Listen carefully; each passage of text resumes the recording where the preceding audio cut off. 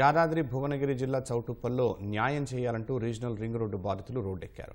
Triple ఐక్య వేదిక ఆధ్వర్యంలో ధర్నా కార్యక్రమం చేపట్టారు. దీనివల్ల చౌటుప్పల్ మున్సిపాలిటీ 2 భాగాలుగా విడిపోతుందని, కాబట్టి అలైన్మెంట్ మార్చాలని కోరుతున్నామన్నారు. స్థానిక మంత్రి, ఎమ్మెల్యే త్రిపుల్ సమస్యపై స్పందించాలని కోరారు.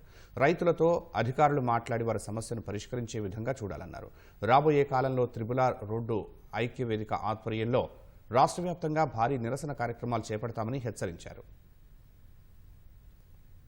50 సార్లు కూడా ధర్నా చేసినాం. ప్రభుత్వం చలనం లేకుండా ఉంది. భూముల మీద పోనీయొద్దు, రైతులు భయాందోళనకు గురవుతా ఉన్నారు, ఇబ్బంది పడతా ఉన్నారు అని చెప్పేసి మేము ఆల్రెడీ చెప్పినాం. మళ్ళా కూడా దొంగసాటుగా రాత్రి వచ్చి ఆర్ఐ గారు వాళ్ళు వచ్చి టేప్ పెట్టి ఇన్స్పెక్షన్ చేసుకోవడం జరుగుతుంది.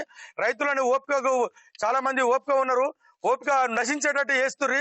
మీ అధికారులే కావాలని రెచ్చగొడుతుర్రి, ఏదైనా గొడవ సృష్టించాలని చూస్తుర్రి. మేము 3 సంవత్సరాల నుంచి శాంతియుతంగా ధర్నా చేస్తున్నాం, శాంతియుతంగా నిరసనలు జరుపుతా ఉన్నాం.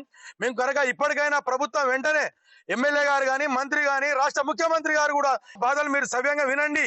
మీరు వెంటనే అలైన్మెంట్ అన్నా మార్చండి, మార్చకపోతే భూమికి భూమని ఇవ్వండి, బహిరంగ మార్కెట్ రేట్ ఇవ్వమని చెప్పేసి మా ట్రిపుల్ రైతుల పక్షాన మేము డిమాండ్ చేస్తా ఉన్నాం.